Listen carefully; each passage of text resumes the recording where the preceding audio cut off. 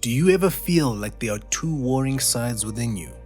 Well, if you're an INFJ personality type, you'll know exactly how this inner conflict feels.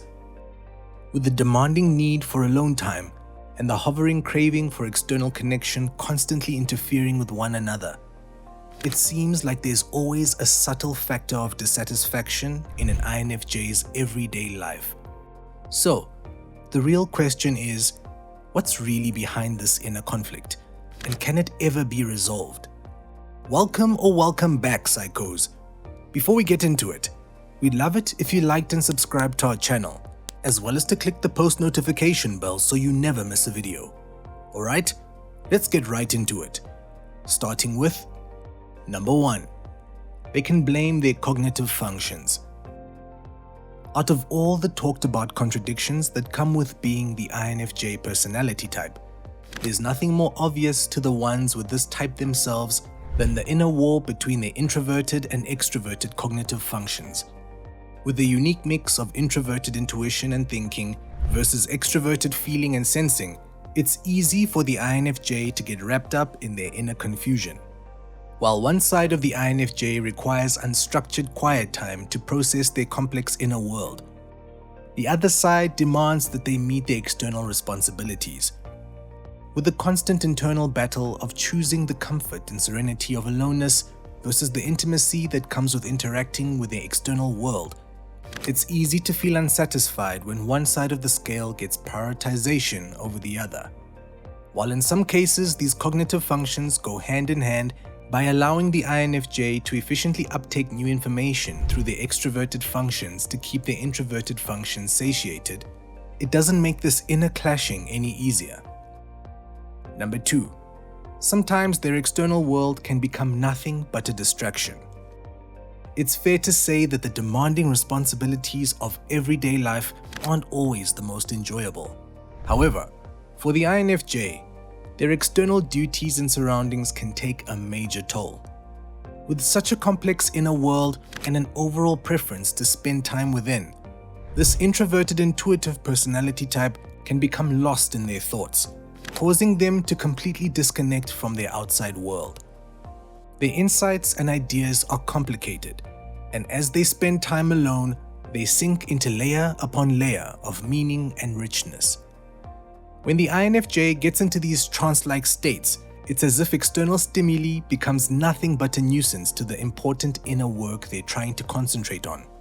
When INFJs are alone, there's a sense of aliveness that can make them giddy with excitement and energy. The external world falls away and all that's left are possibilities, visions, and conclusions of meaning and profound emotions.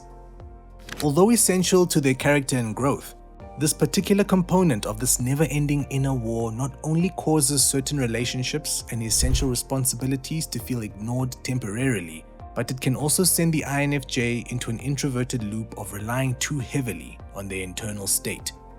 Number 3. Their self-made pressure to exceed usually wins. Self-critical and perfectionistic, there's something about the INFJ's need for excellence that adds to this inner conflict.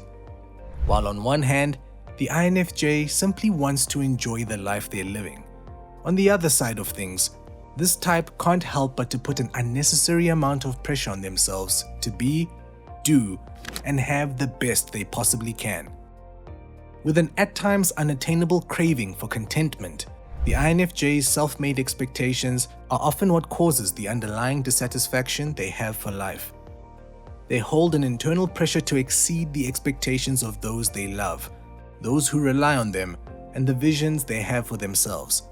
So, while they prefer to wallow in the musings of their intuitive world, the weight on their shoulders usually wins in the end. By shutting the door on their dreamlike insights and visions to tend to the external expectations, they end up feeling like their internal desires will never see daylight, with dreams of moving away to start a life in the tropics or starting a business that helps the world in some way. Reality comes knocking, and those imaginative desires quickly fade to the back of their minds. Number 4. They're both thinkers and feelers.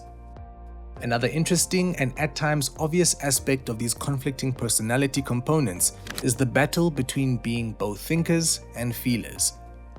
In relation to their opposing cognitive functions, INFJs are both compassionate and logical. While they hold a clear distinction between being led by the heart versus the minds, INFJs are able to use both simultaneously in most situations.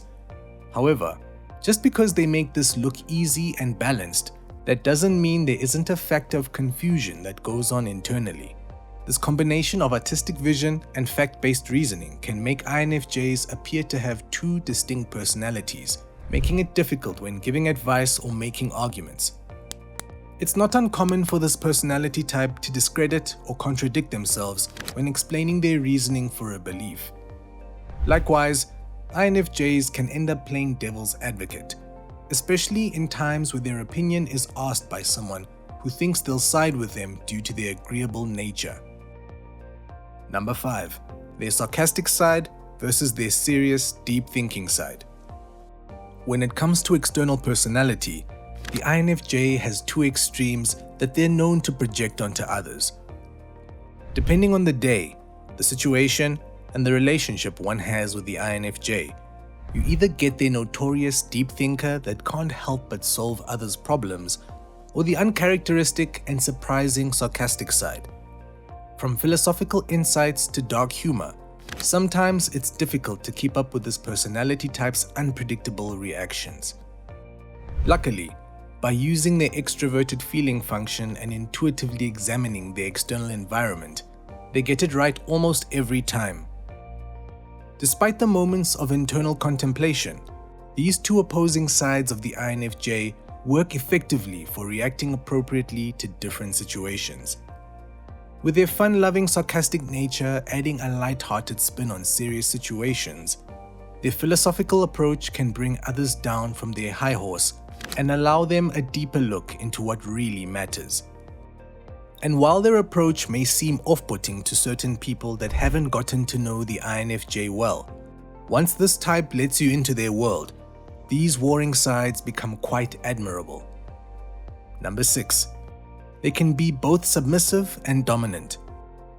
With so many components to their contradicting nature, in combination with their rather androgynous approach to their character, it's no surprise that the INFJ efficiently utilizes equal parts of submissiveness and domination.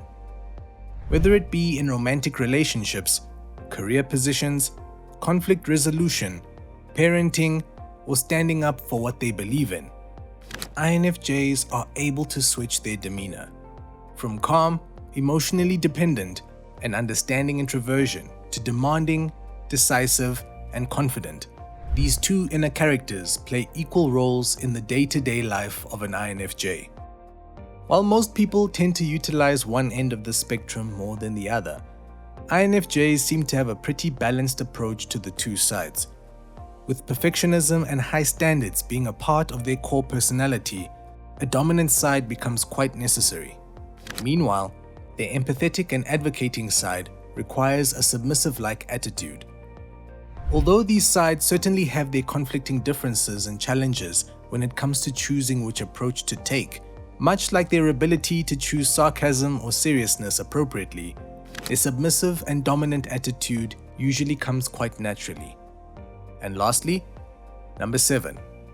Luckily, the two sides aren't always warring. For some, it may seem impossible to navigate day-to-day life with these two inner worlds constantly clashing internally. And it's true that in some ways, the INFJ would agree that it's too much to handle at times. However, for the most part, the artistically emotional side and the rigidly logical side actually work in harmony with one another. In fact, while one side allows the INFJ's mind to expand, leading them to ideas, conclusions, and connections that they would never be able to achieve otherwise, their grounding extroverted functions bring them back to earth.